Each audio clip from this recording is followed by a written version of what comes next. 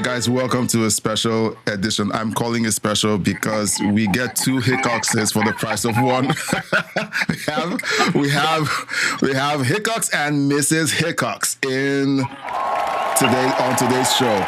Okay, so I'm excited personally, and you guys are about to find out why. So, so And I think let's I'm start getting off. a little bit of an echo there. Yeah, so it has to do with the setup. You'll have to let's see. There's a setting on the audio that suppresses echoes. It's called echo suppression. So when you tap on it, it stops the echo from feeding back, like the audio from feeding back from your device in. So I assume it's your device. Is it mine? This is Hickox. Yeah, it could be. Yeah. Okay. Well, she's outside, so. Yeah, no- but it's, hold on. Let me grab my headset because that's probably Okay, good. what it is. 'cause it's Yeah, on my if you phone. if you use your headset, that should cancel that out. All right, gardening is in the chat. So gardening, I promised you guys that we were gonna have Hickox and Mrs. Hickox on today's live stream, and Yeah, I had to she's send here. Lynn a message, tell her to get ready. Oh no, Lynn has to be on one of these panels very soon. Of course, it's in her own time.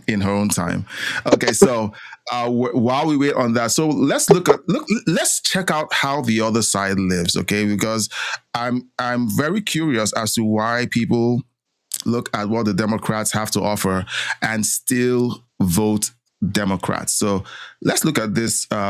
A few videos. All right. So this post says that has to be, or there has to be something in the water to make these people so insane and stupid. So let's watch this.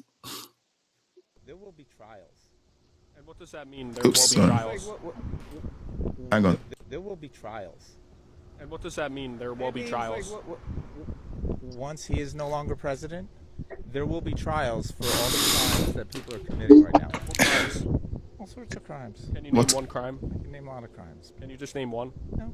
Because I'm too busy picking up trash. Or do you not know any crimes that are happening? Definitely no crimes. There's lots of crimes. Well, can you name one? I don't need to. I get to get my phone. I'm hoping that's my phone. But I also have a bunch of garbage in my hand. So if you don't mind, I'm going to stop and do this.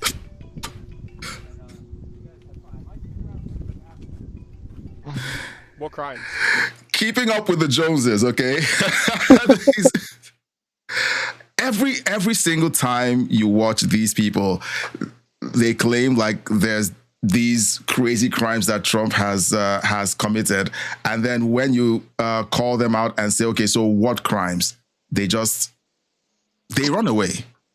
Yeah, or if you ask what crimes and they do list them and you're like, okay, where's your proof? They immediately just shut up and walk away.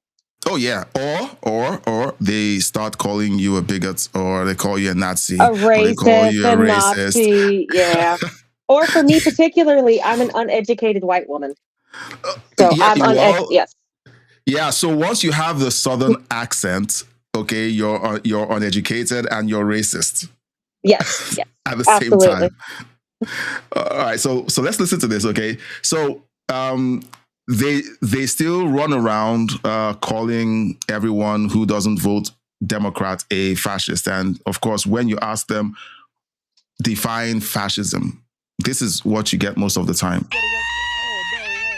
We're trying to save democracy. The country. Save democracy? Yes. It's really interesting how all the fascists are stealing the election. Can you define It- fascism for me real quick? He's just gonna. For $1 million. Fascism. Define it. Come on. Define fascism for me. I'm going to define fascism for you. Fascism. Last chance. to define Fascism. fascism for me. Fascism. Yeah. I can do it. I Okay. choose not. Yeah. Can you just do it real quick? No, I'm not going to do Please. it.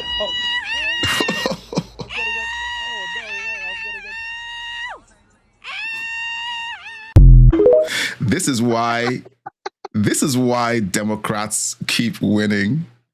This is why we need insane asylums again. Listen, right, working in EMS, I can agree with that 100%. We definitely need insane asylums. I'd cut down on my calls a lot. All right. So so there's this story that Hickox and I came upon independently. I was looking at this story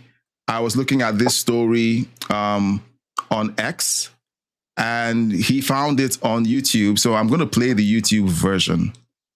Okay, but let me read the post on X. Okay, the post on X says this: "This is proof you can't take Democrats to the beach." A Democratic congressional candidate running against incumbent U.S. Representative Jill Tokuda was arrested Saturday after a violent altercation at Kiawap. Okay, I'm not going to try that. Kiawakapu Beach in South Kihei. Okay, so let's watch this. I'm not going to go further because there's more names that I'm going to butcher. Okay, so let's watch this. So, keep your comments coming because this is going to be interesting. Put your bag away, bro. Put your bag away. I told him if he wants to go to the hospital, come here.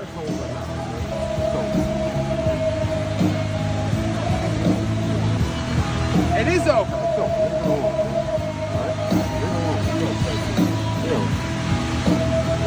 Hey.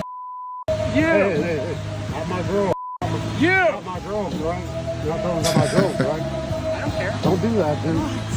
Don't do What that. are you gonna do? Go ahead. Just go. What are you gonna do? Don, go ahead. Am I didn't put him in the ground.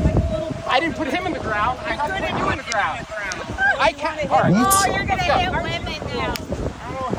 Let's go, bro. He's saying that he didn't kill Let him. him, Do let him. it, mother. I just said Mike. All right, good. It's over. It's over. He's a child. I'm a child. I'm 40 years old. Act like it. Ground. And you won't put him in the top, bitch.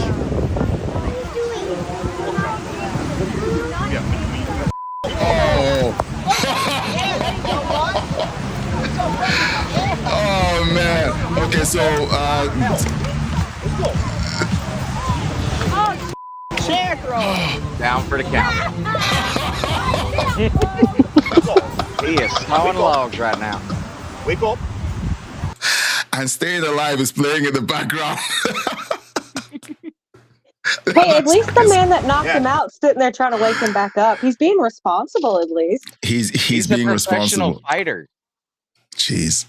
He literally picked a fight on a beach with a professional fighter. Oh.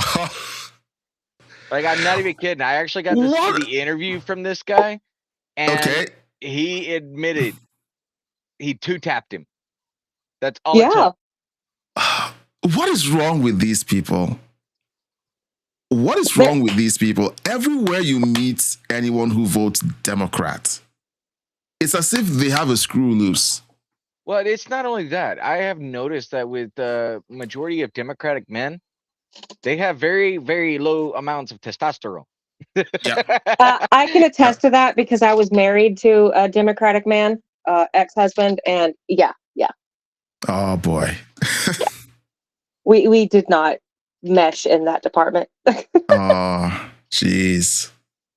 But why is that? Like, this has to be something that needs to be studied. It needs to be studied because, like, it's like for conservative or people who vote red, the grip strength of people like that is way higher than the grip strength of people who are. I think it has to do a lot to do with, like I was telling you the other day, with like that suicidal empathy. Yes. Men with lesser testosterone and stuff like that tend to be far more emotional, so they buy into that suicidal empathy and everything like that far quicker. And that's what they do, because as a woman, I can say we want men.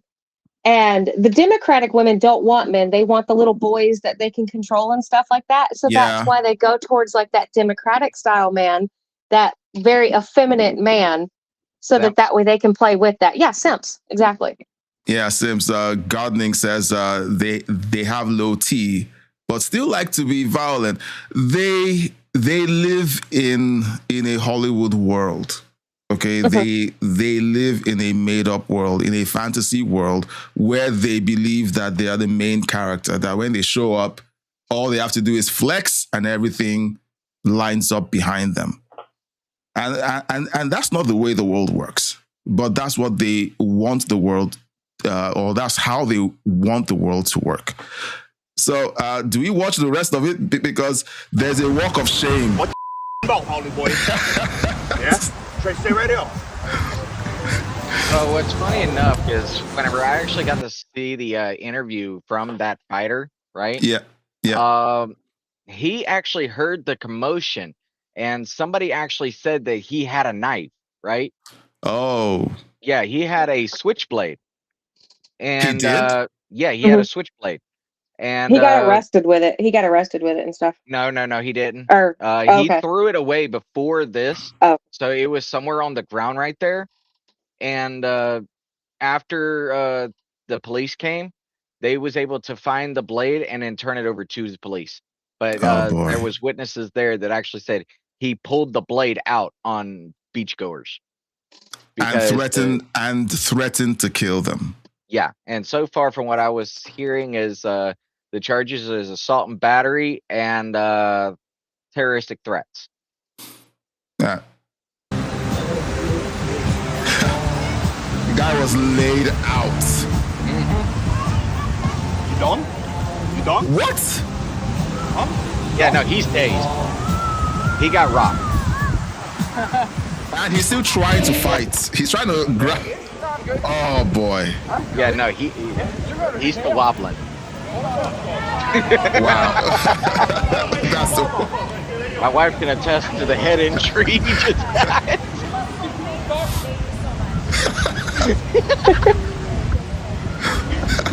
Oh boy. This is Oh, he pathetic. can't even walk a shame right. He can't even get out. Looks like he's lost. Come on, bitch! What? Again?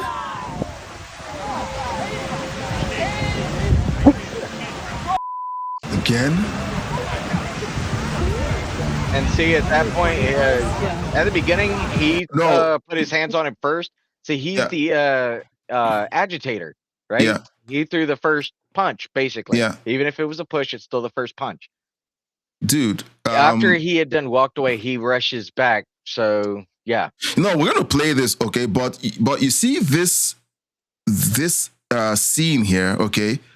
You see this twig, okay? This twig is running up against this brick wall. Yeah. And you know, we talk about suicidal empathy. No, but maybe the entire left is basically just flat out suicidal. Like they see danger and they they're just run straight. delusional. Yeah, they're delusional in that too, because you're like, I mean, you already got two tapped, and now you're gonna run right back up to that. I mean, I'm sorry, I've gotten into fights before. And I'm not even going to pretend that I won all my fights. There were several I got two tapped and I was done. Okay. Wow. But if you get done, then just be done. Okay. Hang your head, walk away, and at least save some dignity. Oh, boy. Now, I will say, because we were talking about the low testosterone and everything, another thing, reason why Democrats really hate people from the country, I kid you not, we have a song by Brad Paisley called I'm Still a Guy. And one of the points, one of the lyrics in the song says, with lotiony hands, you can't grip a tackle box. So, but yeah, if anybody ever was to listen to that, it's everything that's against the Democrats. It's stupid. It's just stupid. Now let's move on to the next story. Oh yeah, by the way, with him in court, he is trying to get the charges dismissed. Saying his lawyers are trying to say that nothing's happened and the judge is not having it. There's all these video footages coming out, witness testimonies, and of course the fighter there being protection on a third person. Yeah, is not looking good for him. Yeah. Wow. Well, we'll see how that pans out. I saw this yesterday, I think it was, and I felt that this is basically something that we could just mention, and it's a hit and run story. The day before yesterday, the Governor Inslee of Washington, I think, said the fire in Spokane was from climate change. But the arson suspect was just arrested. Every single time these people attribute fires to climate change, it's almost like 10 out of 10, it's arson. They Someone found the one that started the fire in California, but you really ain't gonna see much on that. No. They buried it. Yeah. They buried it because it's inconvenient to the climate change. It goes against the narrative. Yeah. It's the same thing. There were people trying to say here in Georgia, where we live in Brantley County, there was a massive fire, and it raged for a while. And there were some people trying to say it was climate change, and come to find out it was faulty wiring, because they're going through replacing all of the power poles. It was faulty wiring that sparked the fire with a drought that we naturally have that cycles through in the South. And they were trying to say it was climate change, and they're like, no, it wasn't. Yeah. They were trying to say the drought was climate change. Yeah. Everything is climate change. Everything is climate change. And yes, the climate changes. It's been doing that for thousands of years. There's summer, the Earth has cycles. Yes. It has cycles of like Earth, heat periods and ice stages and stuff. Yeah, and it's all meant to balance things out. That's what the cycles are meant to do. But these Hey, I actually want to pinpoint something out too beforehand with these climate changes, right? We live in South Georgia, right? The 9 years that I've lived in this house, it has snowed twice. All right. I don't want to hear nothing about climate change whenever I get snow in South Georgia. Let the climate change keep coming, then I want more snow. Yeah. Sorry, I'm trying to find the best location for our faces because the chat keeps blocking the lowest. Anyway, we'll just keep going. God says, I was about to ask the climate change's name. Oh yeah, we and guess who's in the house? Look, I'm gonna now. This I should have prepared for this, but this is the intro call for Tony. So Tony, he told me about that yesterday. Tony is in the chat. We love you. We love you. And hey, feel free to jump in on the call. You have the call in link.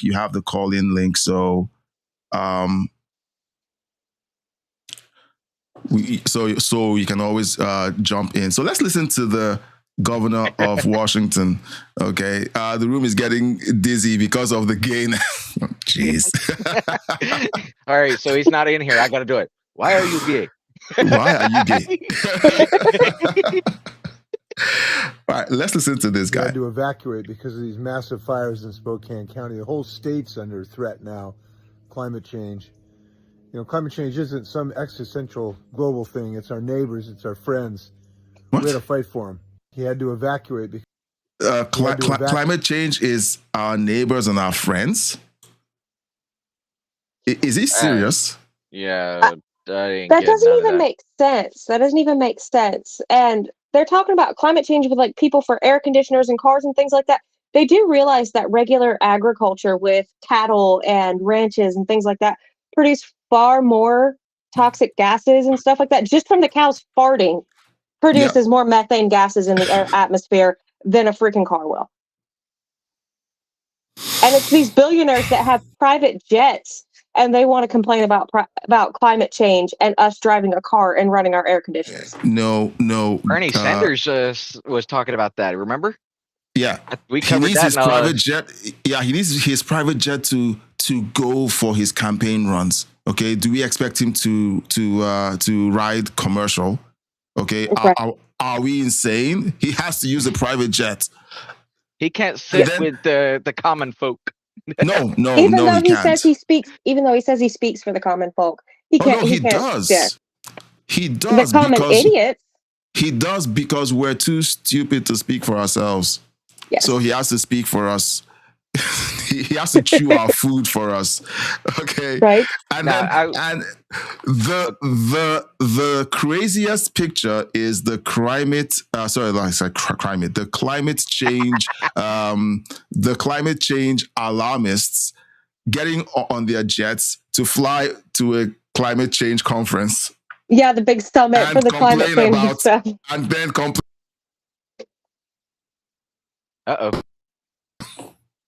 Okay. This is stupid. So this story is down both of your alleys, okay? Because both of you are into law enforcement, or at least you were into law enforcement. Yeah, I don't think I told her about this one yet, so she's going to be... Yeah. All right. So Jennifer Lackard, a deputy police commissioner with the Mount Vernon Police Department, was arrested at her home Tuesday morning along with her son, Chase Lackard, who's 20, after the young man allegedly shot at a group of rivals near the Bronx Criminal Court on June 29th at 11:57 p.m., according to police. Let's listen to this report. NYPD says Jennifer Lackard went from Mount Vernon Public Safety to Getaway driver. Police arrested her and her son this morning. They say she drove the car for him after he shot at a rival gang member behind the Bronx Criminal Courthouse last week. And today, that's where she went before a judge. Eyewitness News reporter Darla Miles live there now with the details. Darla. Mike and Sade, this shooting happened right behind this courthouse in the middle of the day at around noon in the afternoon on June 29th.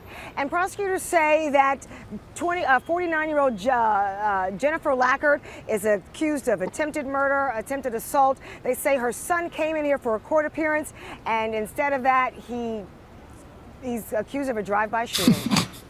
49-year-old Jennifer Lackard, a now former deputy commissioner of public safety for Mount Vernon Police, entering a Bronx criminal courtroom accused of participating in a wild drive-by shooting outside of the very same courthouse. Prosecutors detailing the allegations during the Tuesday afternoon arraignment, telling the court that the June 29th shooting is all captured on surveillance video. Lackard, her husband James, and son Chase are seen leaving their Soundview apartment that morning. Her 20-year-old son is an alleged gang member and had a court appearance for a gun charge that day. But when he arrived, prosecutors say he opened fire outside at rival gang members, accusing Lackard of getting behind the wheel and helping him flee the scene. Prior to entering to the courthouse, she's in front of this courthouse for about a good approximately 5 minutes. The city of Mount Vernon issuing a statement saying, effective immediately, the city of Mount Vernon has terminated Jennifer Lackard's employment. Of course. The allegations are unrelated to her duties and do not stem from any conduct associated with the department. Lackard appointed Deputy Commissioner of Wellness for the city in 2020 during the George Floyd protest and has been locked. Oh, she's a DEI hire. Nice. For her advocacy work with re-entry programs, serving 2 terms on Community Board 9 in the Bronx. Ms. Lackard has for 20 years dedicated her professional life to the health and healing of impacted communities. Oh, that look on her face. Again, this afternoon. Like, what is she thinking? Is she like, okay, so the lawyer says for 25 years she dedicated her life to the community, and then she has this scowl on her face like, how dare you arrest me for being a getaway driver for my criminal son? I served for 25 years. Yeah, and then they were just saying that, she helped with like re-entry programs. From my understanding, that's like what we dealt with where like inmates and convicts and stuff, where it was re-entry programs into society. Yeah. So, I mean, like you're supposed to be helping these people get better so they don't reoffend, yet you're out here enabling your own child to be in a gang, clearly, because they've already stated it several times that he's in a gang, and then do a getaway drive with him. Like, that's just the sheer look of she's pissed off because she's getting held accountable. Well, that There's no reminds me of remorse the. in those eyes. Like there's no remorse in those eyes. There's No. no shame. There's like entitled, you know. Yeah. Well, that It's reminds me of a time whenever I was working out of the prison, and I got put with a female officer, and I was known as by the books officer. Uh, this and I went getting on the inmates for breaking rules or whatnot, getting them to do what they're supposed to. And this female officer told me I was being too police. I immediately called my LT and told him he better move me quick. Oh, yeah, yeah. I won't even and talk about my and time working out there. and what does she mean by you being too police? Doing your job, holding them accountable is what she was meaning. Jeez. You were actually doing your job, because most of the women out there, because I worked out there as well, most of the women out there, they coddled those men. I was like, these are murderers and rapists and things like that. We're not in some minimum security facility. Wow. This is lifers. Like these people aren't coming out to see the light of day, most of them. Jeez. So suicidal empathy in the jails as well? Oh God, yeah. God, yeah. Oh man. Hey, listen, I could tell you right now that this actually fits into us working out there at the prison, because I'll tell you right now, I've lost count of how many times we've walked out females, and it didn't matter what race it was. We've walked them out in handcuffs because of basically career empathy, career suicide empathy, where they are getting in relations, bringing inmates stuff. It didn't matter. They was Hang breaking the on. law, trying to What? Wait. Prison guards having relationships with the prisoners? Oh yeah, yeah. yeah. Yeah. Oh yeah. Oh my God. There was one female officer I got into a physical altercation with, because I called her out for sleeping one of the inmates in my dorm. What the hell? Yeah, and we got into a physical altercation right there in the middle of the yard. The inmates are all standing at the windows and stuff, watching us like throw down and everything like that. It took my sergeant pulling her off me, because I wasn't trying to full on fight, because I was like, listen, I want to keep my job. So I was mostly just defending and everything like that. But I was like, yeah, because I called her out for sleeping with one of the inmates in my dorm, because I caught her. I was going through his stuff, like we were just doing room checks, and I found love letters she had written to him and stuff. Oh, jeez. And how long did she keep her job after that? Oh, she still works in the prison facilities, because she used knee pads with the deputy wardens.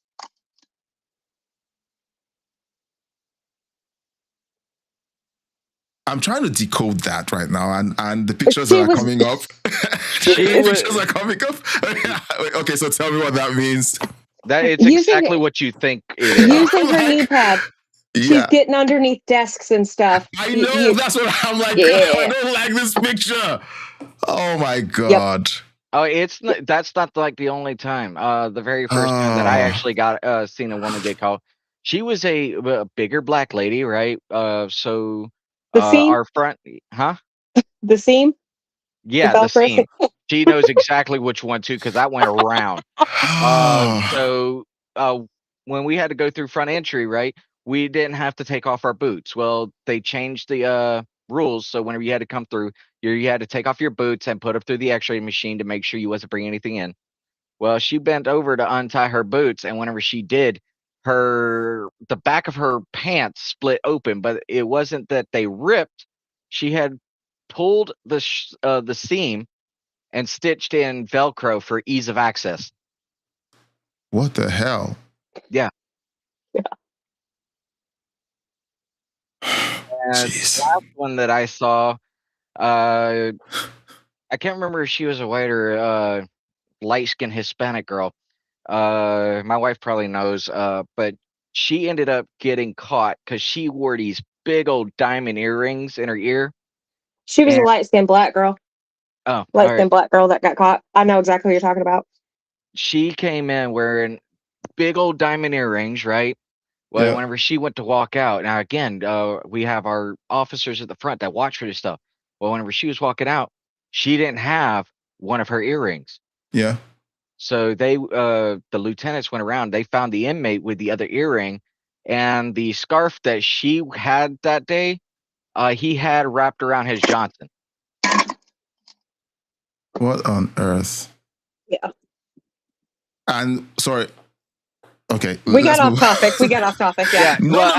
It's like no, but there's a connection between this story of a law enforcement officer helping her son to commit a crime and feels entitled and essentially isn't looking repentant, and people in the corrections Department of Corrections fraternizing with prisoners and doing.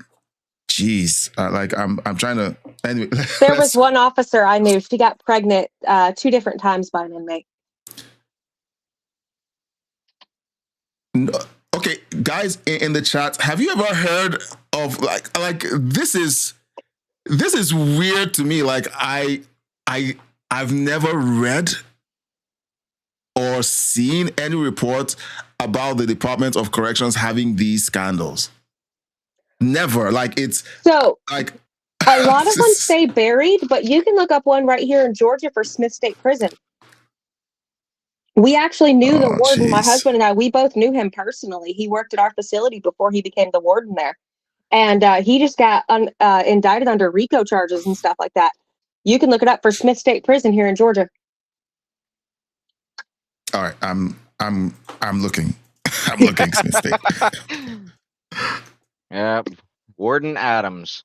He was our captain whenever he was working at our facility. Oh, jeez. Yeah, I see it. Yep. Car indicts former prison warden in contraband smuggling operation. Oh, there's no picture. Oh no, there's pictures, but it's not on that one. His picture got blasted everywhere. Oh no, it's insane. Like hearing right this, there, that's him. That's him right there. That's him. I'm hearing all of this stuff, and I'm like, it's gardening says family member dealt with prison. They would have prisoners try to escape, so they would practice with dogs. So they did have. Now I will say, because I worked a lot with our K-9 unit. They had their inmate workers that were over there for the K-9 units and stuff like that. And it wasn't that they were legitimately trying to escape, but they would walk out, like I would walk with the inmates and we would leave a trail like they were trying to escape. And that way they could train the dogs. So they literally would do that to help train the dogs, but it wasn't like they were just like letting inmates out to go run and then sicking dogs on them. It was so they could teach the dogs how to, legitimately how to track the scents and hunt the smells and stuff like that. Not actually ever letting them attack. At least at the facility I worked at, they never did that. The K-9 officer was great, but like I can't say for other facilities, but I know for sure, like at ours, they did do things similar to that, but the dogs never attacked the inmates. Yeah. Yeah, and if anybody actually wants to check it out as well, if you look up Atlanta, what was it?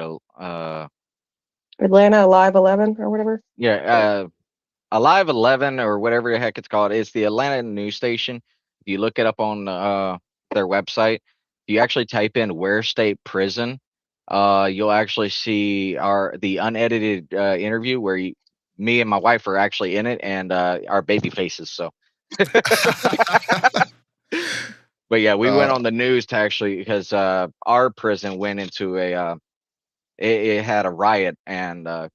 Few people actually if you actually next to that picture with the someone literally just left the live stream to go look. Someone literally just left the live stream to go look. So because I was just looking I was looking at the view count and I'm like, oh, so someone literally just left to go look for that video. But what's funny enough is right next to his picture, that prison picture. Yeah. That's actually, if I'm correct, is that Smith State or is that Ware State? Because it looks like Ware State from here. This. Oh no, that is Smith. That is Smith. Smith State. Okay, I thought that was Ware State up there. I'm like, oh, they even went back. They took a picture of Ware for him. Oh, this is. And this one also has 2 corrections officers arrested at Smith State Prison. So are these meant to be former corrections officers? Yep, those are corrections officers that got busted for inmate dealings. Ah, jeez. Oh, and you won't believe the kind of stuff that we found. I think the most that I found was, I think I found like a quarter pound of meth, a whole pound of weed. So yeah. Okay, well, and there's only one way that that's getting in. Yeah. Like, this is a rabbit hole, and one of the things that comes to mind is that this is ground level corruption. Okay, it's ground level corruption with the prison system, with the police departments, and then when you escalate to politics, to Congress, to the White House, what's going on up there? Well, it also hurts the black people in general, right? They tend to keep giving each other a bad rap. One will say, "Oh, well, you're whitewashing," or the other one that you're in the hood. Why the heck are you going to be leading a police department and then do something that stupid? Yeah. That's not only going to look bad on you, but also look bad on your family, your neighbors. I It say looks the exact bad same on thing. the community. It looks bad on the community because every time you have black people try to claim like there's systemic racism, there's a glass ceiling where black people aren't allowed to climb to a certain level in promotions and so on, is because of stories like this, because you haven't shown that there is a culture of integrity, a culture of a work ethic that can be trusted. And every time most of you get into places of power, you keep having more of these scandals. Maybe someday I'm going to do a Grok or AI research to find out how many black people in leadership in certain verticals like law enforcement and so on, city leadership, have come out of those appointments without any scandals or accusations of corruption and so on. And maybe it will make sense, but I know the community. Even for our small town, on the city council, I mean, we're in the county, but on our city council, we've got members in there that are part of the NAACP, and I'll tell you right now, they're corrupt as anything. Yeah. And I don't know where the heck they're getting their money from. We're small town again, right? Don't have a big revenue, but they've got enough money coming in, but their main focus is anything that has to deal with being white. I'm not even kidding. I've been getting reports from business owners who are white that are saying that their business licenses are getting revoked for absolutely no reason. They can't give them a reason. So what's being done about that? Because that is awful, and it smells of all of that we usually talk about here. The barber that I was actually talking to, because his license had gotten revoked twice before it actually got approved, and how he got his was he had to go above the city because he knew something was off. They couldn't give him a reason, which is illegal, and so he went above them and got his business license approved, to where the city had to approve it regardless of what they were saying. So, and it was a barber shop. Well, yeah, go on. I was gonna say, and that's like the thing with it, because I know I don't give a dang what color you are, black, brown, purple, whatever. I mean, if you're a good person, you're a good person. But like, you generally see it a lot with like most of the time, like the black people that are like the ghetto, the hood and stuff like that. They're like, oh, that's our culture. I was like, yeah, no, that's just being, that's having no class, no morals, no anything like that. I was like, that's not a cultural thing. That's a learned behavior, and you're perpetuating it. Yeah. I was like, now if you're talking, like cultures and stuff like that, you're talking your true African cultures, your Rastafarian cultures and things like that. That's a culture. That's that's what that is. But I'm like, if you're talking like, oh, I grew up in the hood, so that's my culture. No, that's just hood behavior. That's not culture. I feel like playing this video. I'm going to play this video that I introduced. I like to call people by their handles while we're live. So I'm just going to say I introduced Hickox to this channel today. And there's a video that I want to play. Oh yeah, I'm gonna check this out. But yeah, let's see. First time reaction. I'm gonna play one of these videos. For your enjoyment, because it opens up, like the way it opens up is just it's funny, but it gets to a point where it talks about how Black people attack other Black people who show class. Like, if you show up as a Black person and your counter culture, they attack you instantly. So this video, I hope I don't get a copyright note on this. But anyway, it's a channel called Basic Logic. So if you have the time, you can subscribe to the channel. And you guys, well, just listen to this because it's a short video. It gets to a point and it's like, I was just laughing, okay? And I'll just play it. Let me ask you a question. Let's say a member of your identity group goes somewhere he shouldn't, gets asked to leave, and instead of leaving, he pulls out a knife and stabs a teenager to death. Do you A, denounce the crime, B, stay silent, or C, give him $500,000? If you chose C, then congratulations, you might be a Black American. There's been study after study trying to measure in-group preference among ethnic groups in the US, and consistently the most racist group is Black Americans, with the least racist being white.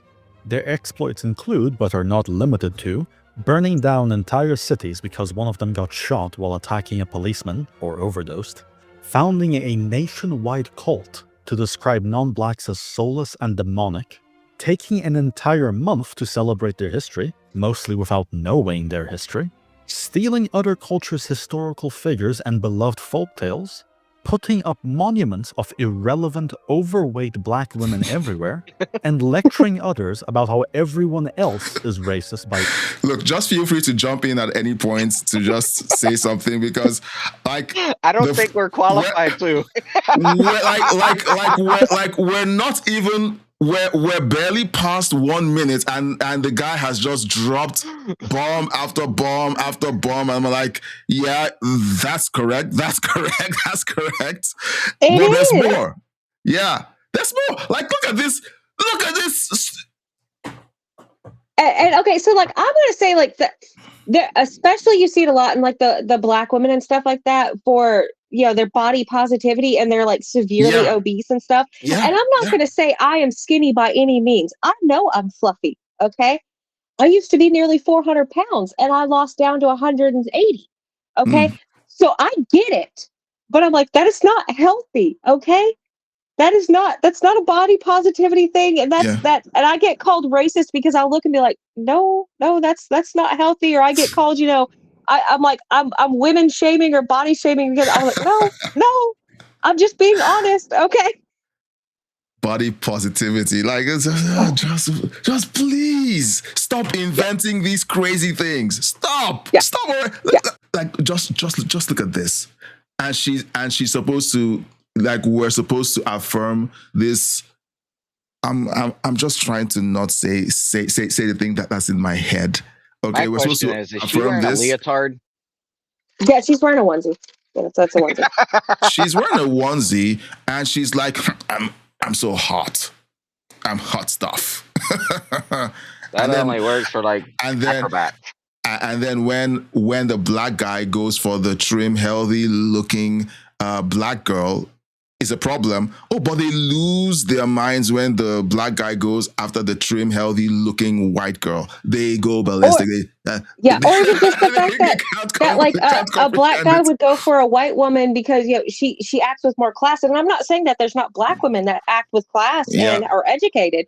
I'm simply saying that, I mean, like, they'll look at those black men like they have just completely like sat there and like murdered babies in front of them because he dared to date a white woman. Yeah. Well, let's keep going. Default because of their skin color. Ironic. As well as being the only comparable identity in America to have more murder offenses than murder victims, which for those of you who are mathematically challenged means they are more likely to be perpetrators of interracial violence than the victims of it. But why are they like that? In this video, I go over the main theories, and if you enjoy it, consider subscribing, it helps the channel. Theory 1. Hang on, wait a minute. If you're watching and you're not subscribed, please subscribe. Okay, like the video, hit the like button, like icon, thumbs up, something. I keep forgetting to do this. Okay, it's not suicidal empathy. It's just me not just focusing on the job and forgetting to promote the channel. So please consider you gotta subbing. promote yourself. I do. You gotta sell yourself. Yeah, I do. I keep forgetting, and it's because I'm thinking so much of making sure that the content is fun for the audience, and I'm just so immersed in trying to make sure that happens. I don't remember to talk about anything else. So that's just me. So subscribe, like, share, and post in the chat. We want to hear from you. Let's keep going. Historical grievances. This argues that the contentious history between whites and blacks. Theory 1. Historical grievances. This argues that the contentious history between whites and blacks, such as slavery or Jim Crow, is the reason for today's anti-white racism. However, racism usually follows simple cause and effect. A bad experience leads to prejudice. Exactly. So just like I said earlier about black people being held under a glass ceiling because of the bad experiences that people who crossed that glass ceiling created. You promote someone, they get a job, they lead an organization, they lead a city, and next thing is case after case after case of corruption, nepotism, of an actual downright racism. Like, you see them, fall and fail at that, and it ruins things for everyone else. See, that's like as a woman, that people always say, women drivers are terrible. There are those of us that are not terrible drivers. Yeah. But because there is a vast majority of women that are absolutely atrocious drivers, we all get labeled as terrible drivers. Yeah. So it happens both. Yeah. Yeah. It happens for everything. Yeah. And so when it happens for black people, it's supposed to be this nuclear level event that, oh my God, the world, is coming to an end simply, because people who had bad experiences with a bunch of black people look at you differently. Look, whenever, so I take walks virtually almost every morning. I take walks and I live in a predominantly white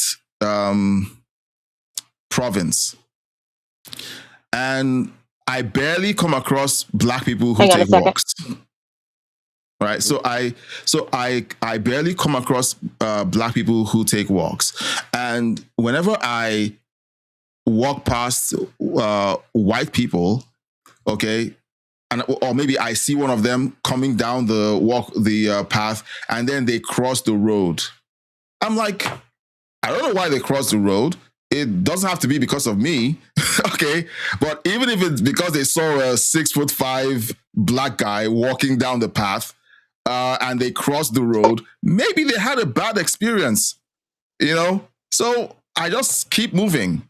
So sometimes, like, we need to understand that everything isn't racism. It's just like people had bad experiences and they're simply acting out on those bad experiences. You don't expect someone who got bit by a dog to be comfortable around dogs, It's unreasonable. Yeah, and I've explained that to like Chris. Chris and I were having a conversation about that because he was watching a video and it was talking about women and the way they react to men. about how we have this whole network of the things that we do and the way we interact and walk and things like that because of men. And I was like, because that's more of a general sense of a lot of women have dealt with those creepy men that, you know, follow you or try and touch you or different things like that. So it changes how you generally interact around them. I was like, it's the same thing. So if like you're generally seeing, especially all this news of Black people causing riots and gangs and all of these things, of course, naturally, it's just kind of an instinct, a survival thing that you're going to be like, well, maybe I might just keep my distance until I know if they're safe or not. Yeah. And it's not that you're doing it to be. It's also the same thing. I mean, if I walk down the road or go into a damn store or whatnot, and I see somebody with bright blue hair with a full nose ring, I'm gonna be like, okay, they're psychotic.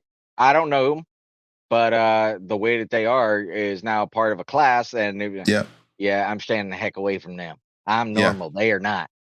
Yeah, and honestly, is that prejudice or is that responding or reacting based on past experiences? So guys, let's know in the chat what you think. Look, we don't have to create a label simply because people are reacting to experiences or to data. The data shows that a certain group commits disproportionate crime. In dealing with businesses, I struggle with dealing with Black clients than with white clients. Okay, all of my white clients, when I had clients years ago, never gave me any trouble. It was the immigrants and the Blacks that were the problem.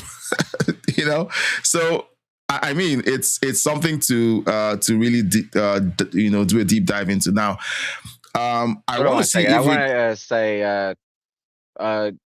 I don't have no problem with it unless they're acting stupid, right? And by that I mean irate. Whenever I went up to Walmart, I went around doing my shopping. I always stopped by the fishing aisle, right? I think it was like 3 or 4 young men down there, young Black men, right? They got their pants hanging off their hip, like I could smell the Mary Jane coming off of them.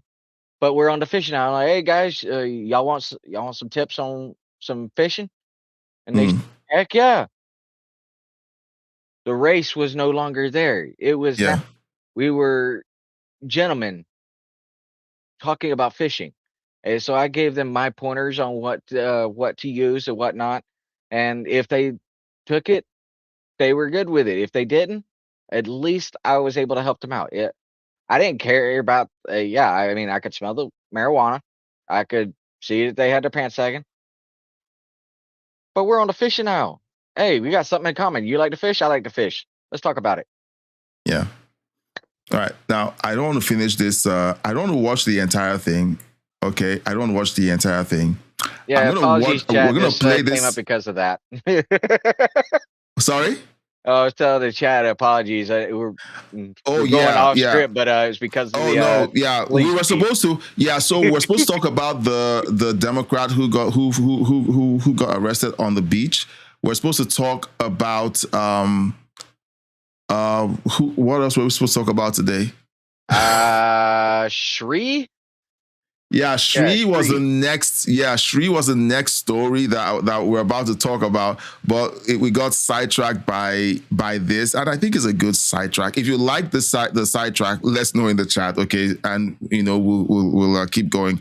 But I don't want to play the entire video. But the part of the video that I was heading toward, I don't know if you guys want me to keep going. But the part of the let's video, see what it looks like. All right, so let's keep going. No one alive today in America was a slave, and no one was a slave owner.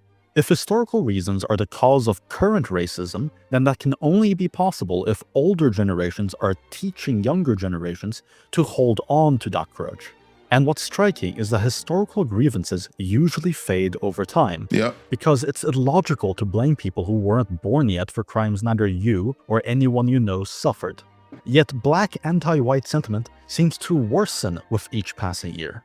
Other groups, the Irish, Asians, Italians, also endured severe discrimination. I talk about this all the time. I went for a business meeting. I had to, someone called me to do a job, and I said, look, I can't work, but I want to find a team that can. And I was talking to that team last week, and it's a company that's Black owned and Black run.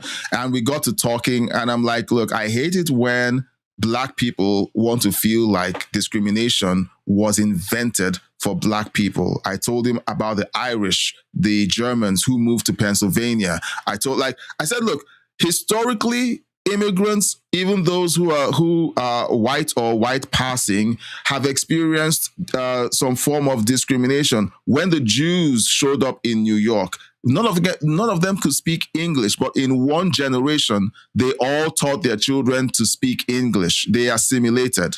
And now they're one of the most prosperous groups in the country. But you have these Black communities who want to create their own style of language, who want to create their own style of dressing, and wonder why the rest of the country doesn't want to do business with them. And they want to say it's racist. Or you have immigrants that come from Africa and other, islands, in the Pacific, and then they come in and then they want special treatment. They want the governments to give them special grants because they're Black. Hey, go through the same journey that everyone else had to go through, and stop asking for special handouts. That's my opinion.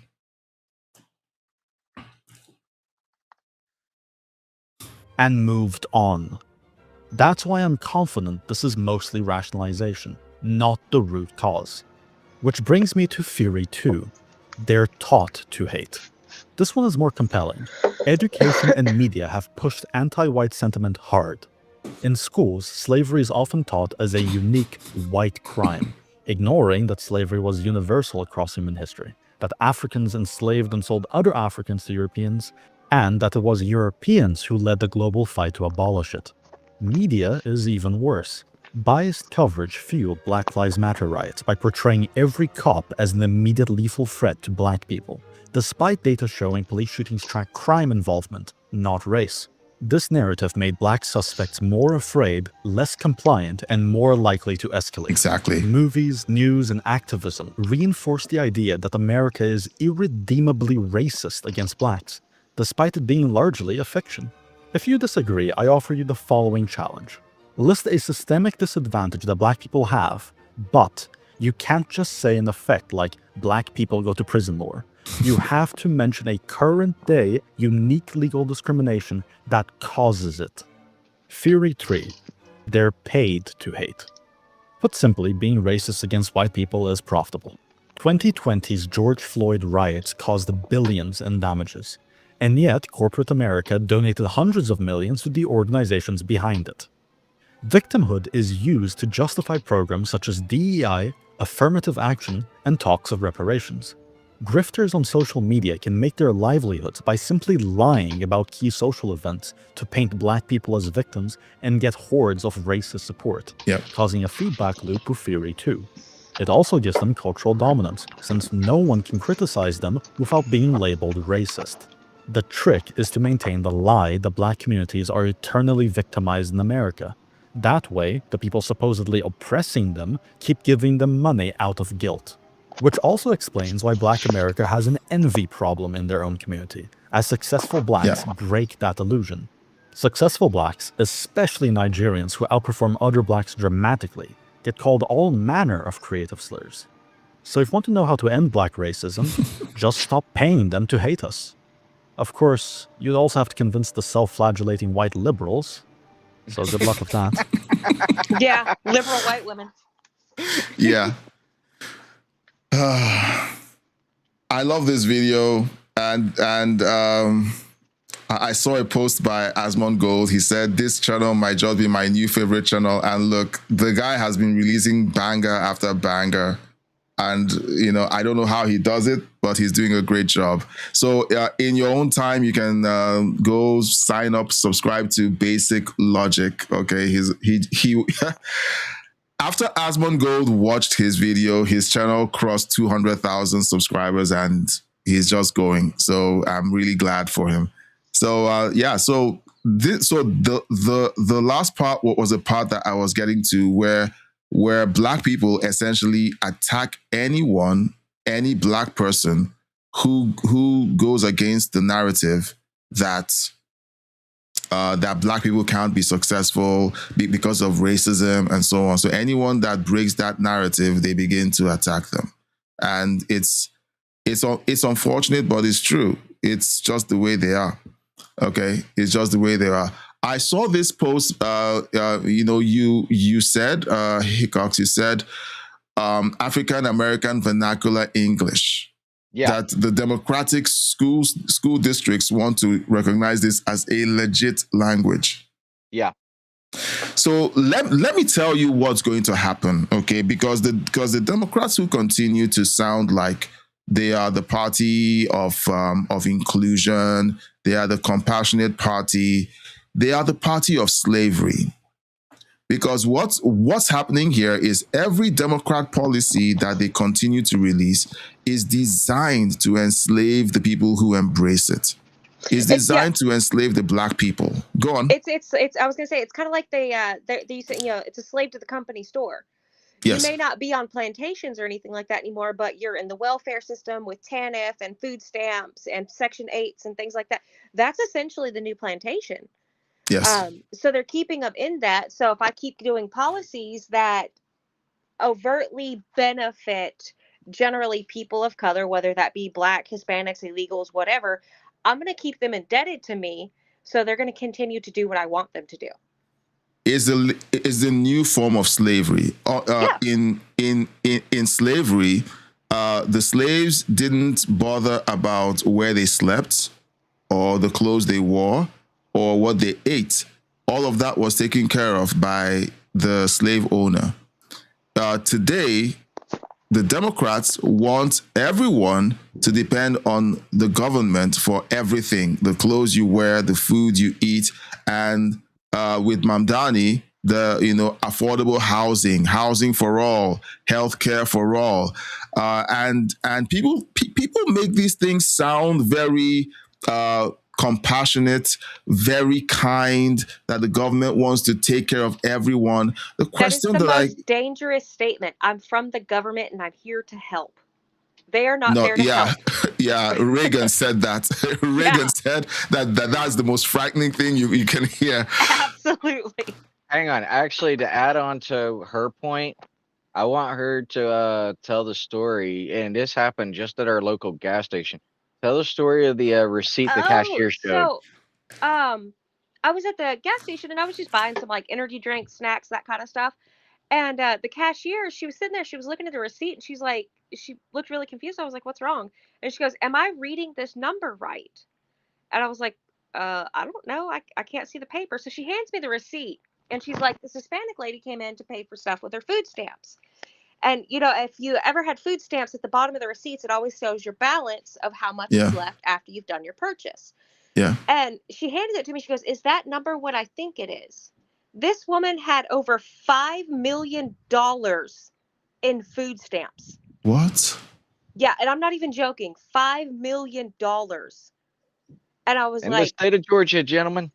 Yeah, I was like, that is ridiculous. I was like, I'm sorry. If I had that much in food stamps, nobody around me would be needing food. Because I'd have done cleaned out like Sam's Club and just bought like everybody all the food everywhere. But yeah, that kind of stuff. I don't know what to say about that. Like it's shocking that when you talk about the corruption that's in the EBT and the food stamp system and everything, people jump up and say, "Oh, that's racist," or or "You're not caring enough," or how do you expect these people to survive? Guys, you have people walking around with $5 million on their EBT cards. Exactly. And I'm not going to say that, like myself, my husband, my family, stuff like that, we haven't, used supplemental income and stuff like that. We haven't gotten food stamps or anything. It's there to help when you need it. Yes. But it is not there to support you. It is a supplemental. It is there to just add that little bit of extra into it and stuff like that. I mean, my family growing up, I've been homeless. We've been destitute for things. And, it's one thing to use those services to pick yourself back up, which is what they're for. Pick yourself back up, get back on your feet, and then get off of it. but they're keeping these people indebted to it, because once you get used to, let's face it, once you get used to having, say, $5,000-$10,000 given to you monthly for free, dude, if I'm getting $5,000-$10,000 monthly for free and I don't have to do anything but sit on my butt, I'm gonna sit on my butt. Yeah. I mean, that's just logic. That's human nature. It's a whole generation of dependent people. And as long as those dependent people are beholden to you, they will vote for you every single election cycle. That's the plan of the Democrat Party. And I mean, that's Lyndon B. Johnson right there. Yeah. It's happening right in front of our eyes. And it's just human nature. People think that he was simply being a prophet. It's human nature. That's all it is. Well, no, it was also that, if I'm correct, that was whenever they set up the welfare system. They basically incentivized minority or basically any woman to not get married and to have as many kids as they could, so that way they could stay on that welfare system. Yeah. And vote the way that they wanted to. Yeah. All right, let's pivot, because I have more to say about this. but let's. Yeah, I mean, it's the DSA all over again. Okay, it's the DSA, and that argument is happening right now moving towards the midterms and moving towards 2028. We said we're going to keep this till tomorrow, the implosion of the Democrat Party. So tomorrow's show, we're going to be exploring the implosion of the Democrat Party, looking at a few things that are moving. Hickox is going to be, showing us a few things that he's found. But, I could talk about this over and over again, but, we only have so much time. And I would like us to talk about Sri Thanagar. Okay. I do have that video up, just so you know. Okay. So I haven't watched this video, but essentially Sri Thanagar is fighting for his political life, spouts increasingly absurd nonsense as local news confronts him with criticism from his primary opponent. So we'll just have a listen to this. And look, when I was talking with you earlier, and I said there are people that you see, and just the way they talk, the way their lips move, the way their eyes move, they rub you the wrong way, and you don't know why. And it just turns out that this guy kind of looks like a Muppet, like one of the little Muppets. He kind of looks like a Muppet. Yeah. So there's a video that he's going to play. And I think it kind of adds to that picture. So let's listen to this. Absurd 4,388 constituents solve their problems. Yeah. That's what people want.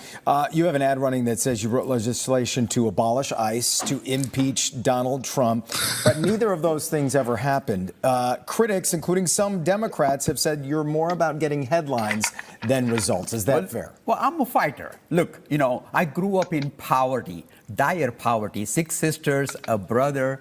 My father lost his job. I worked as a janitor. So I know the fight. I know the fight working families have. And in Washington, D.C., I was the first member of Congress to bring impeachment actions against this president. He got so upset. President Trump got so upset with me. Very next day, he came to Michigan in a public forum. He said, Sri Thanagar is a lunatic. But let's didn't get really any traction or even any support from a lot of your Democratic colleagues. So, how does what? How does his face work? Like, it makes me hurt looking at it. I told you he's a Muppet. That's a puppet right there. That's a Muppet. The way that he's craning, it reminds me of like a velociraptor. Ooh, or one of those chickens, they're like bobbing their heads. Yeah, there you go. Good one. I mean, literally, it looks like his skin is so tight on his face that it has no expression. He's stuck in a smile. Oh, geez. Oh, wait a minute. I actually have... Hold on. I know exactly what he's doing.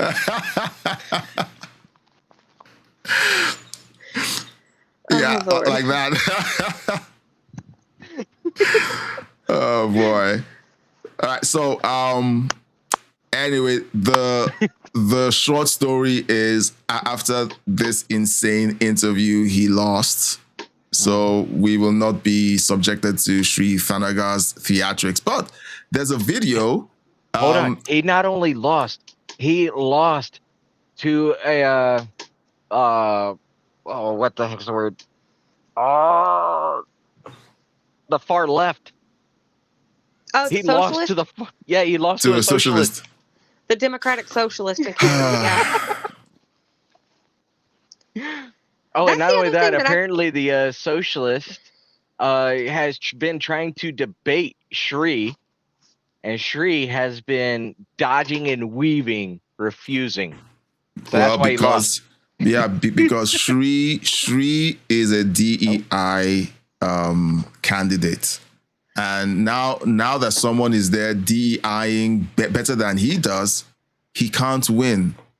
Yeah. Right. So what I was gonna say though is that a lot of these politicians they're like, oh, the working class, they're like, oh, I was a janitor and that kind of stuff. And they're like, I know the struggle. And I was like, but clearly you don't, because again, like I said, my family, I grew up, the younger of my brothers is in a wheelchair, he's got cerebral palsy. You know, we've had the whole rigmarole, homelessness, bouncing from place to place to place, like that kind of thing. So I was like, I understand working class with these things, but the way they're doing things is I was like, you're not actually helping the working class.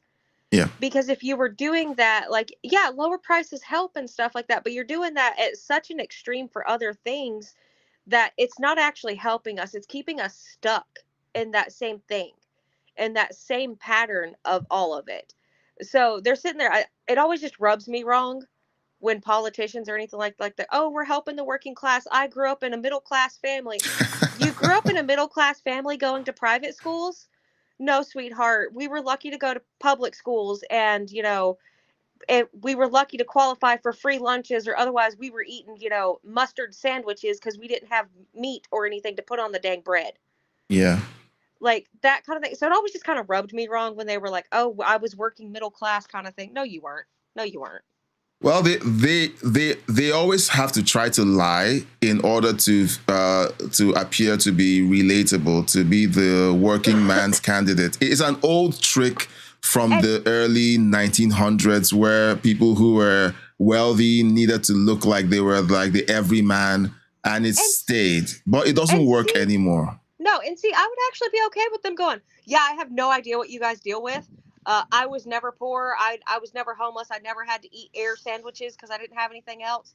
I would rather them go like, I have no idea what you're going through, but I want you to tell me so I can help you guys. Because let's face it, as working class, we understand it takes money to fix things. Yes.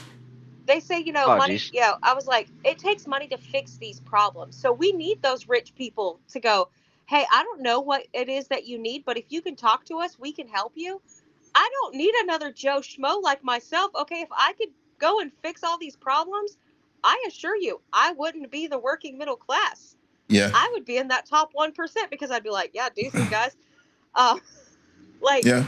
That's the thing is, like, it takes money to fix these problems. It takes money to do these things. So quit trying to make us think that you're some poor working middle class person that's just trying to step up and do it. No, be honest. Be honest and go, no, I've got money. I have privilege, but it takes money and privilege to do these things in this world. Which is why we all love Trump. Exactly. He's not ashamed. He's like, nah, I'm a billionaire, guys. Yeah. Like, he never played that game. Yeah. He's like, no, I'm rich and I know it. I'm out here with houses and golf clubs and, like all kinds of stuff. And we're like, yeah, absolutely. You're a businessman. We can understand that. We can respect it. Do what you need to do. Right? That's like whenever looking around like all these places. Whenever I grew up in Jacksonville, right? Seeing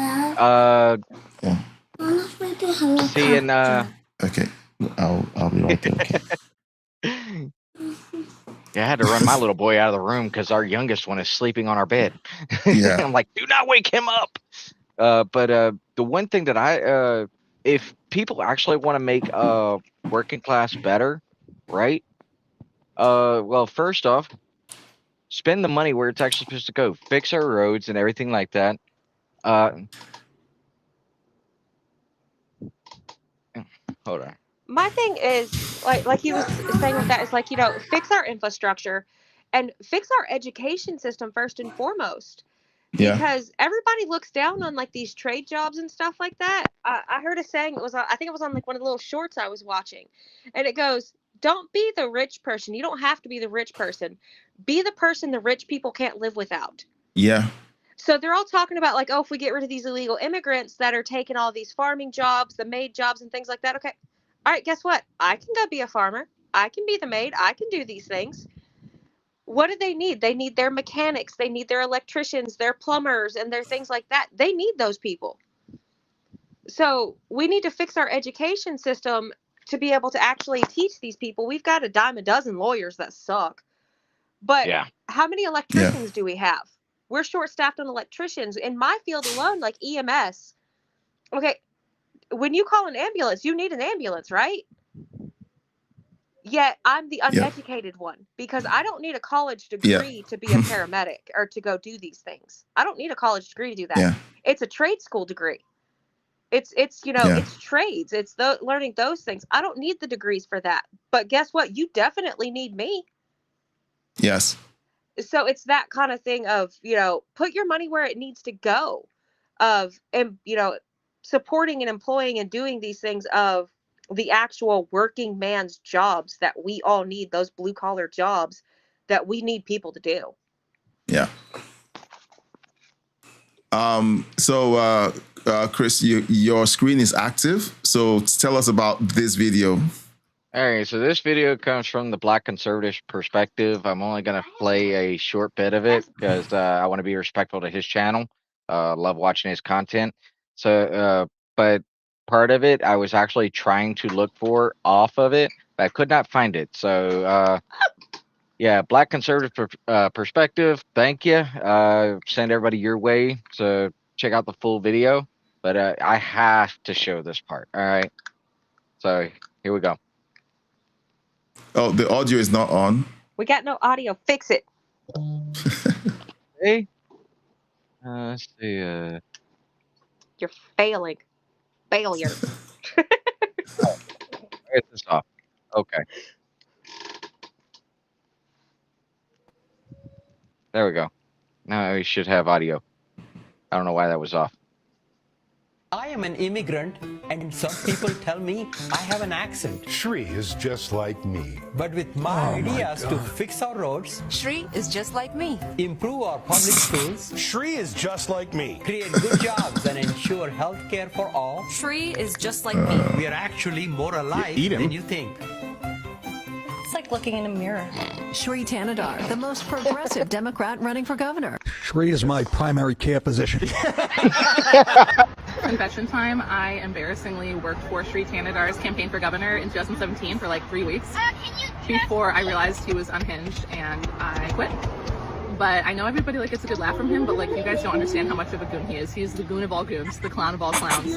Yes, it's a hairpiece. His home office is just plastered with pictures of him with different famous people, and when I interviewed with him, he didn't ask me anything about myself. He just showed me each one by one. That man didn't know what redlining was, what no-fault insurance was, and yes, he did consider running as a Republican. He just wanted to have any seat, no matter how he got it. I really don't have the words for it, but congrats to Donovan McKinney. I don't have enough time to tell all the stories from 3 weeks with that man is unbelievable, and it's probably the most embarrassing thing in my life that I worked for him, but it's in the past, and so is Shri. But they talk about my hair. They talk about my hair. They talk about my appearance. They talk about where I was born. They talk about everything, my looks. They talk about my age. They talk about why I back to the country where I was born. They talk about my past business dealings and they distort my business record. They do everything. Closely watch a district race in Michigan is for the 13th. I'll stop it there. So if anybody, but yeah, he lost. Wow. Yeah, the part about him wearing a hairpiece. Well, yeah, you don't, people cope any way they can. But the problem is when you are coping and you want the world to believe that your life is perfect. And it's like, That's it's the other cringe. thing is too, is they're like, oh, they pretend their lives are perfect. No, we're all human beings. Not a single person's life is perfect. Yeah. Okay. If you want to be relatable, acknowledge your faults, struggles, your problems, your faults, and things like that. Because guess what? That makes you relatable. Yeah.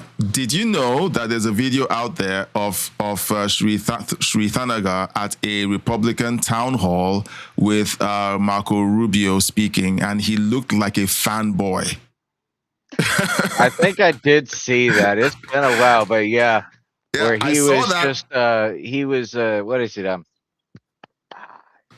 wasn't fanboy. What the heck is it? Oh, it's celebrity something where you're just like, oh. Yeah, that's fanboy. That's he's right. Yeah. Yeah, there was another word for it where you got fanboy and you're it's like a step up from it. I can't remember what it was. Jeez, like he looked like he had gone to heaven or something, Thanagar. Celebrity shock. Idol worship. Yeah, celebrity shock. That idol worship kind of thing. Thanagar, Marco Rubio. All right, so we'll be attempting to land this plane. The kids are up and about at your end and mine. So let's. Okay, yeah, I found it. I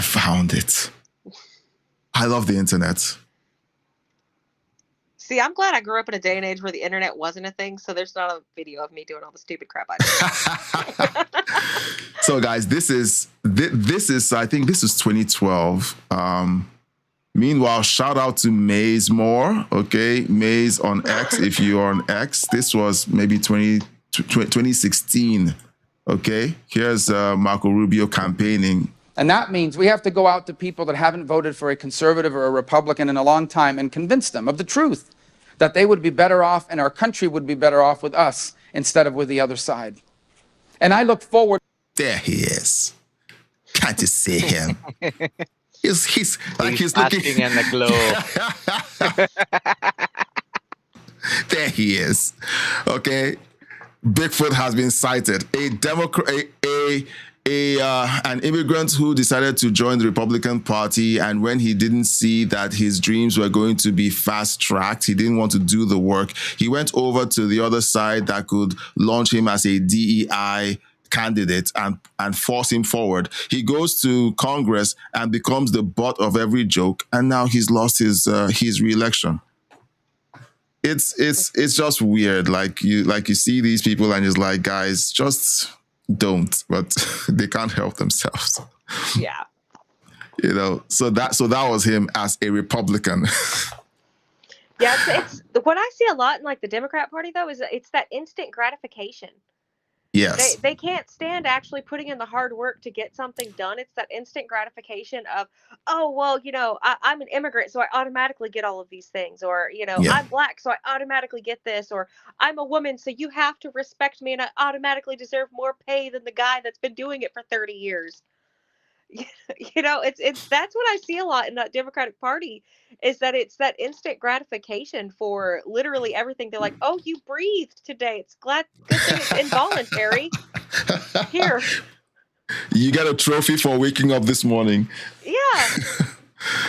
Yeah, that was one of the things that we was actually talking about before we started. It even happens on the Republican side. To anybody else, if we get news about Mitch McConnell actually kicking the bucket, I'm pretty sure he was gone before August 3rd. August 3rd was the 51st day to stop for special elections. That man was most likely brain dead prior to him even reaching the hospital post cardiac arrest. And again, this comes from working in EMS, working that field that deals with those things. I can almost guarantee you he was like, if there was unknown downtime and everything like that, he was brain dead before he ever even made it to the hospital, even if they got a pulse back. Wow. Yeah, they're trying to say that it was pneumonia, but what I was saying is August 3rd was the time frame for special elections to get somebody else in there. But since August 30's passed, he's no longer needed. So, yeah, if anybody hears, so it goes on both sides. I don't know why the Republicans are doing that. I don't agree with it, but it's what it is. Political games, you know, it's just stupid. It's stupid. All right, guys, let's just do a hard stop. We wanted to include a conversation around the BLM's autonomous zone, but maybe we'll save it for another live stream. We've already, I wish we could have, taken a look at it. Oh, yeah, we got derailed. I liked the derail. I liked the stories from your time in corrections. Even though some of the pictures, I'm going to have a hard time scrubbing them from my brain now. It's just weird. It's weird that would actually happen. But I think that with a lot of people who work in corrections, it's almost like being a mortician. Like you hang around something for so long, it's normalized, and you have an attraction to it. So they actually say that the best police officers, detectives, corrections officers, whatever in law enforcement and stuff, they actually have the criminal mindset. Yeah. That's why they can work so well with criminals. So it all depends on your willpower and your moral compass and stuff like that to stay on the straight and narrow for it, because you already can think like a criminal. And I'm not going to lie, I can think like a criminal. I can go, yeah, I know how I could steal that. I know how I could do that. I know how I can do all these things. But whether or not morally you're going to justify it to yourself. So that's kind of the thing. That's where it comes into play with a lot of those things. President Trump is doing a signing right now. I am tempted. Hold on. I am tempted, and I'm going to fall into that temptation hard. Okay, hold on, guys. Let me find the White House channel. Okay, so guys, let's know in the chat if you enjoyed this live stream with Mrs. Hickox. I personally hope that we can have her back as often as she can make it. I've enjoyed this thoroughly.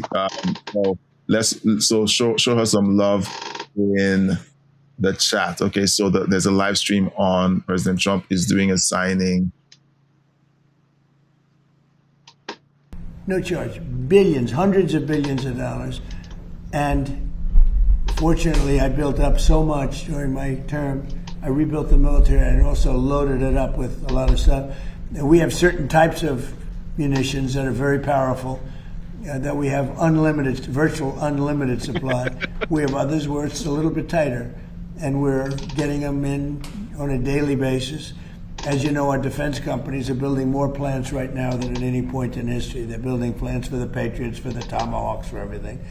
But we have certain types of munitions which are very, they may not be as accurate. They may not be, they're not as elite.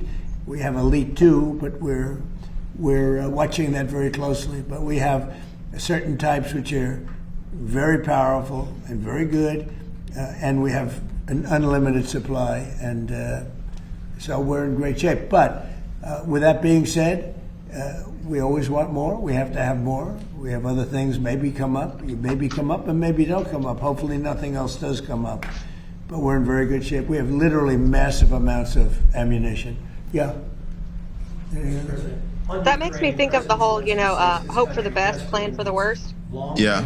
Like what he's saying? Or those Patriot missile batteries. Is that something that Well, I mean, we want missiles too. When Biden gave him so much, Biden gave $300 billion worth of ammunition. When I left, it was full, and he gave a lot of it away. Now we're rebuilding it, and we're using munitions that are very powerful, very good, but we wouldn't have been using them. We could have used something else. But these are a little bit older type, equally as effective, and it's things that we have so much of. Plus, we have supplies of munitions all over the world that if we ever needed them, we'd take that. We're supplied all over the world, but we're in very, very good shape. Russia seems to have increased their attacks on I know civilian it areas. is, yeah. I know. That must be a concern. Well, look, we're not involved Okay. from the standpoint we're separated by an ocean, but I hate to see 25,000 young people a month get killed, and that's what's happening. Between Russia and Ukraine, they're losing on average 25,000, mostly soldiers, a month. And, we're working on it, and I think we're making progress, but it's a violent, very violent war. There's a lot of hatred in that war, a lot of hatred between the two leaders. I settled 8 wars. I thought this would be maybe one of the easier ones, and it turned out to be the most difficult. But progress is being made. Thank you very much, everybody. Thank you. Thank you very much. We came in at the tail end of He the must signing. have signed it very first because the stream that I'm watching was only going for 20 minutes so far. Yeah, maybe it was just a quick signing and quick conversation. But hearing Trump openly talk about how he underestimated how quickly he could make peace between Ukraine and Russia, I mean, that's honest and that's refreshing. It's people on the left make it sound like President Trump lied about making peace with between Ukraine and Russia because he knew that wasn't possible, but he needed to sell it as a political point or something. But I think he's really being honest that he seriously thought that he could have leveraged peace between those two countries. And there were even a few times that he at least got like ceasefires and, like it was looking like it was definitely heading to that point. And each time it's fallen through, he's like, well, that one fell through. So then he's trying. So, I mean, I don't necessarily know that he was lying. I think he might have counted a few chickens before they hatched. But I don't No, think he that was giving the lying about it. Iranians the benefit of the doubt, trying to work something out, but they didn't want to work anything out. Yeah. All right. This is a speech he made yesterday, but it just auto played and went straight to it. So no problem. We'll just leave that on the screen. We're not going to watch that, but it's really cool. Look, personally, President Trump is not perfect. No one is. His administration has dropped the ball on several things. The Epstein files, the debacle was one thing. Wait, before I go on this soapbox, Gardening says she absolutely enjoyed you. So that was something that it's fun to have to have you and your husband on the stream at the same time. Like I keep telling the audience, or I've told the audience, that talking to you guys on the Discord is so much fun. And, I was hoping that we could translate some of that into the live stream. We've held back, okay? We've held back because we're trying to be responsible live streamers and YouTube and everything. But there's stuff we talk about off stream. That's really nice. That's really nice. I tend to definitely get a little more impassioned when I don't have to necessarily worry about getting people's channels banned and things like that. If I'm being honest. So someday maybe we're just going to do a Rumble only live stream where it's like, okay, I'm taking the colors off, you guys just do whatever you want to do. We're not beholden to YouTube, so we can actually, one of the things that I find myself doing, and I totally understand where you're coming from. Like whenever I'm about to go live, there's always this knot in my throat. There's a knot in my stomach, like, I hope it works out well. I hope the audience enjoys the live stream. I hope I don't make a mistake. I hope the technology works well. I hope I pick the right stories. Like all of these things are converging at the same time. And having Chris on the live stream, and someone to bounce these ideas off kind of makes it easier. But many times when it's just me, I'm like, okay, I have to hit these notes perfectly, else I'm gonna feel horrible for the rest of the day. So I get that feeling.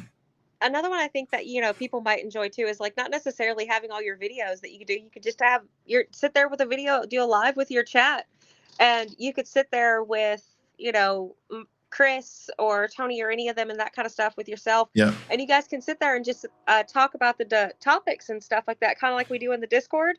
And Yes. just have open discussions, and then you could sit there, people in chat could drop their subjects that they want to talk about, and it doesn't necessarily even have to be political. They could just be, wanting to talk about just different random things, and that way you could have a few, easy days in there, that kind of thing of just, hey, this is just a live where we're going to be sitting here BSing about, whatever it is that you guys drop in there for us to talk about.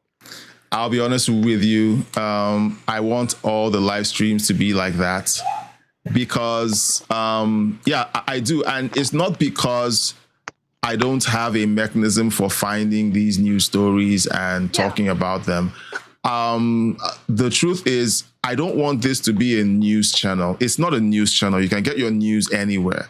It's where you hang out with your friends and you can talk about these things honestly. It doesn't mean that we agree, about everything. But you can have an honest conversation around these things, disagree or agree, but have just have a good time talking about these things and not be scared of being called names or being canceled or being ostracized. Just hang out and talk and say, hey, I found this story. I think it'll be a great one. Like gardening, does that. She finds these stories and then she sends them to me, in the Discord. So maybe we translate that to say, okay, if you find any stories, push them in the Discord.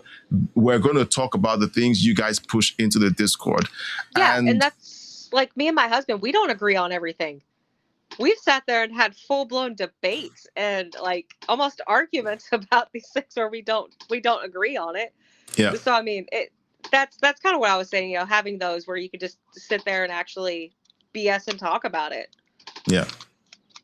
Yeah. So we're definitely heading in that direction, and hopefully we can start doing that as soon as possible. One of the things that helps with that is having a full chat section, like people in the chat. And one of the problems, I don't want to blame anything on the time of day. I know that most of the audience were used to coming out at night, but we had to shift the time because of family, kids. Like right now, my wife is back. My youngest is back. The two older ones are at camp. So he's only got me and his mom. And he shuffles between both of us, and then I have to be down there with them. So I decided to move it earlier, but maybe sooner or later we can figure out the best time to kind of work this out. Tomorrow I'm going to have to drive to camp, so I'm not going to be able to we're not going to be able to do the live stream at 3 p.m. Eastern. We have to do it at 9 p.m. Eastern. So that's one of the things that happens with having a family. And Chris talked about it just yesterday with the guy who used to have him on stream, but the schedule was just not realistic. With someone who has a family, trying to work with someone who doesn't have a family, they don't understand what we have to get through, get to do. And so and sometimes I find myself holding myself to the same standards as people who have either been doing this for 20 years or people who just don't have responsibilities beyond streaming. Yeah. So I have to say it out loud to say I'm not Asmon Gold. just to put it out there for anyone who's listening. I'm not. I can't stream for 5 hours straight and abandon my family or my kids. I can't do that. So and you we also have to don't be have a nimble. whole team that's sitting there doing your editing and your research. Yes. It's just what you and a couple of people with Discord and that kind of stuff. Like that's not the same as these people that have like paid teams to do all of that. Okay? Yeah. So in some way, the community is my team. I think it's safe to say that you guys, the community, are my team. You have Tony. Tony joined the channel last year after the No Kings protest, the first one. And while I was on a live stream, I had people attacking me in the live stream. And Tony jumped in there and went toe to toe with a bunch of them, and then dropped a membership. He said, "Okay, I'm a member of this channel now." And that was his first time, finding me.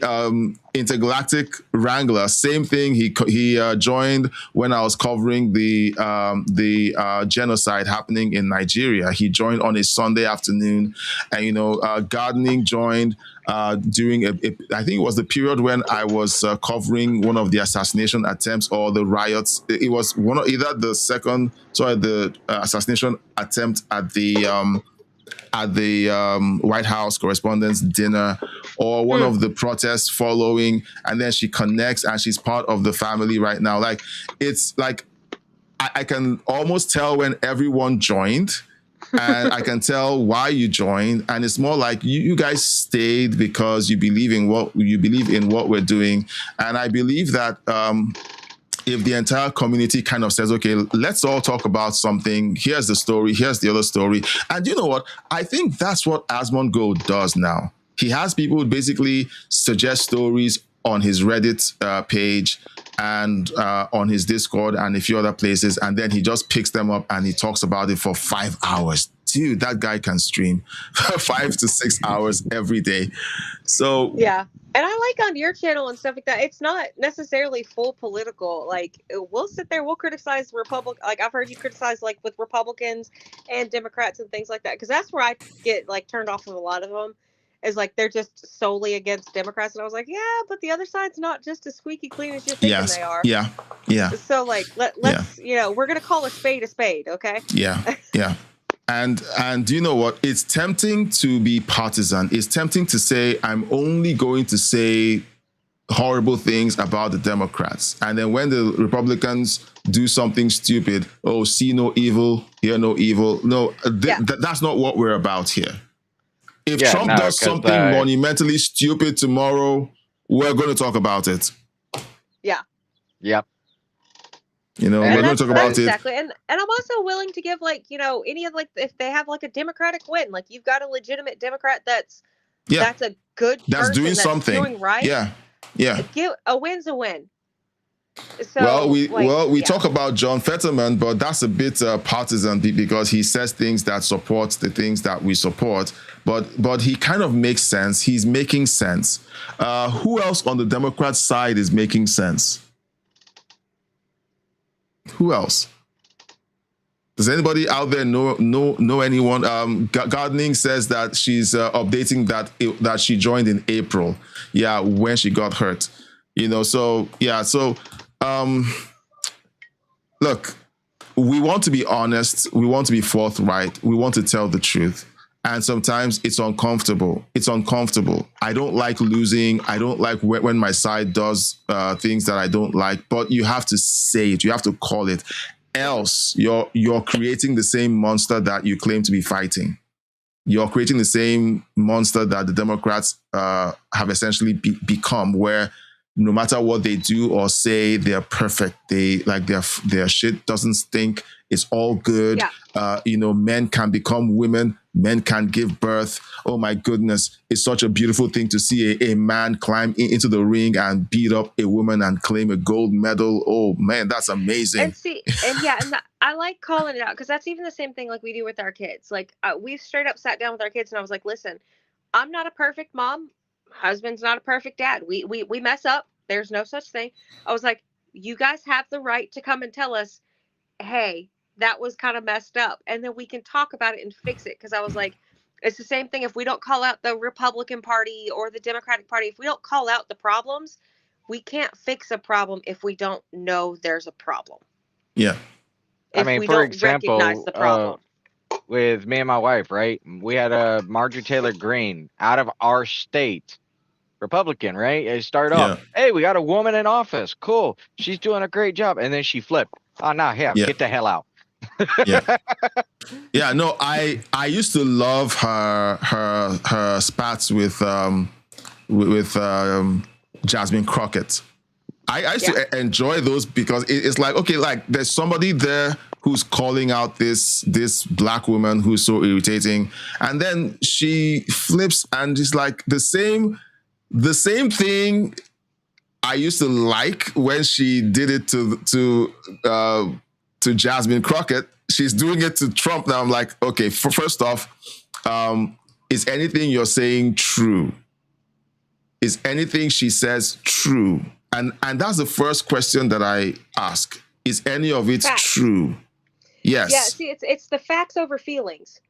That's what they're playing on. Is they're playing on feelings. Okay, I'm a woman. I understand. I'm an emotional creature, but I 100% support and agree with facts over feelings. So like that's what they're playing on with a lot of that. It's facts over feelings. Yeah. Yeah, so we've been attempting to land the plane for the last 40 minutes. It just shows how much we enjoy hanging out. Guys, again, Mrs. Hickox. Now she goes by, I didn't want to use the handle that she goes by, but she goes by the handle Hickox Dragon. So that is actually, it's a combination of my two last names for our kids. My ex-husband, my previous married name was Mondragon. Mondragon. Yeah. So it's Hickox for my current married name with our kids' last name and stuff like that. And Dragon because my daughter with my ex-husband, her last name is still Mondragon. So it's Hickox Dragon. It's the combination of the two last names. Oh, nice. Okay, so now we're all caught up. So that's the lore behind Hickox Dragon. Now, so let her know in the chat if you want her to come back, okay? Because I want her to come back. And I also want, now we've also been wanting to do a call-in feature where people in the audience can literally join the panel just briefly to talk about whatever it is that's being discussed, and the chat isn't enough and they want to kind of come on and discuss or possibly even debate, but in a civil way. Yeah. I want that to happen. It hasn't worked as well as I would like it to.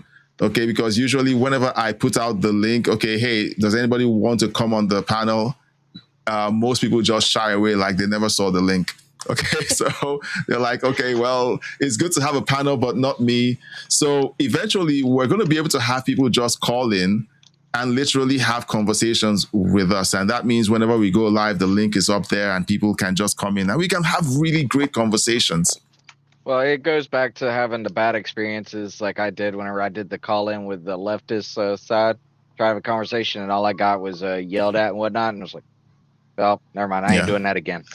See, and I've done the same thing, which is why I don't typically do a lot of lives or anything like that. That's why I watched quite a lot with my husband doing it with you and stuff, because I've done that before too, and especially like I told you guys, like being a female doing a lot of these things, females catch a lot more hate a lot faster, especially women like with my ideologies and stuff like that.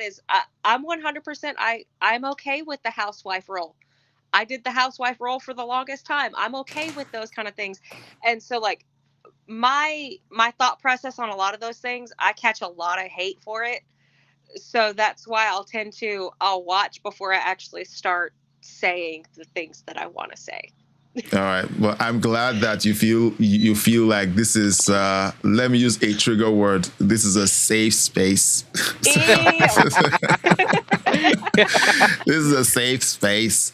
Yeah, but I'm glad you guys feel comfortable coming on, and everyone else out there who's watching or listening, guys, it's a safe space.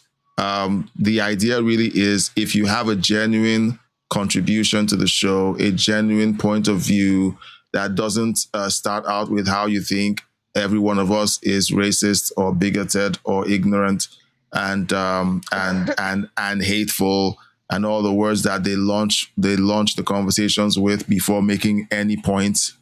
If you want to come on and just have a conversation, look, the doors are wide open.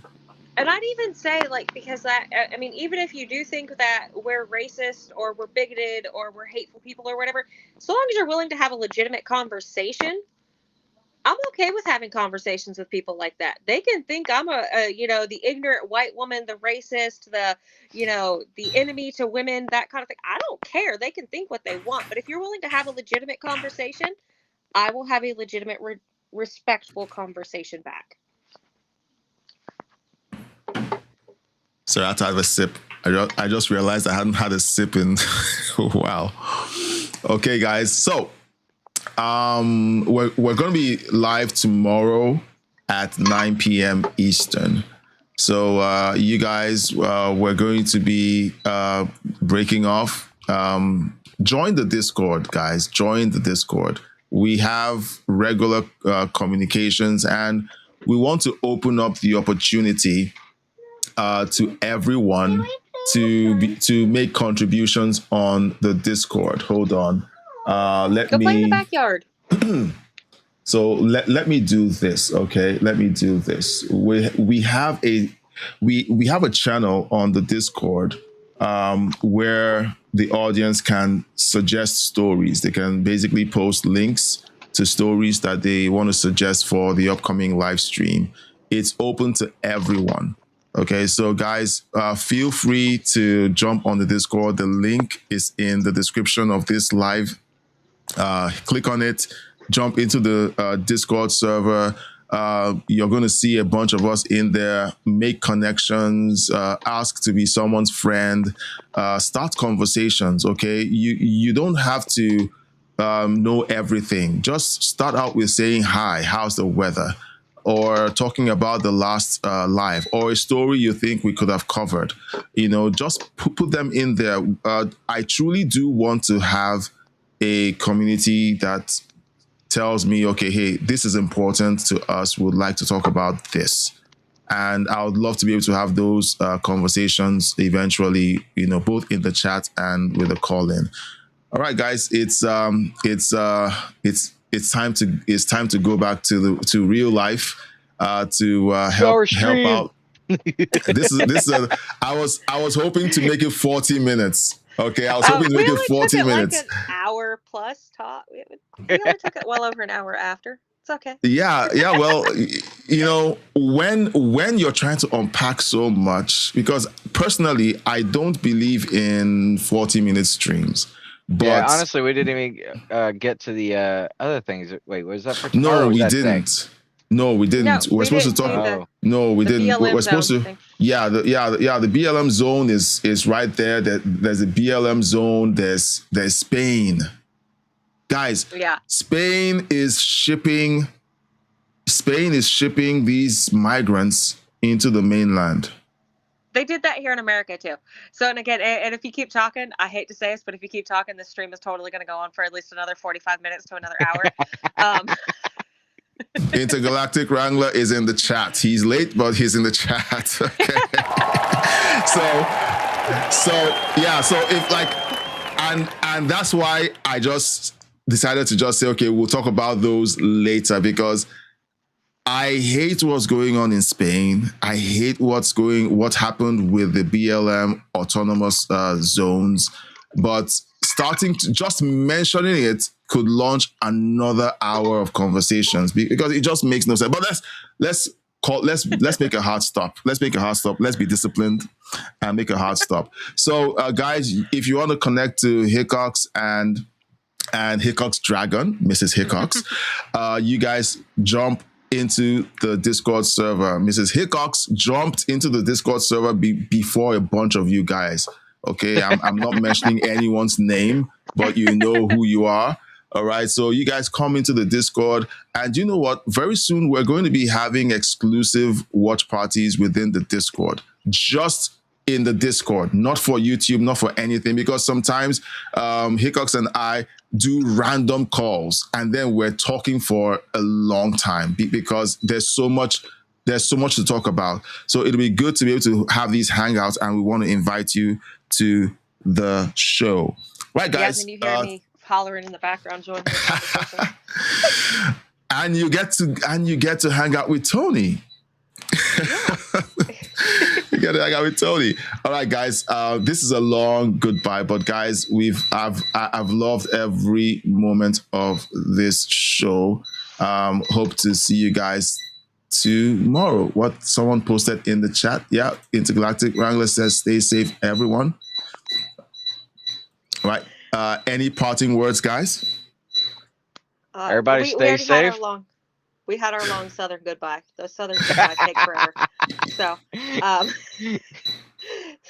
stay safe. Please send in anything you'd like to talk about. I will join as much as I can when my 24-hour shifts don't murder me.